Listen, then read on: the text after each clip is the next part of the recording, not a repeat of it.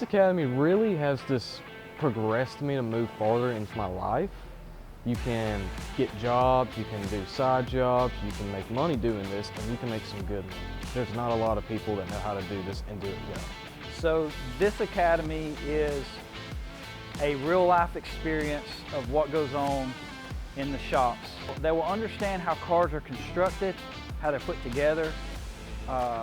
They will understand how to take them apart, put them back together. They'll understand basic hand tools, the difference in collision repair tools versus mechanic tools.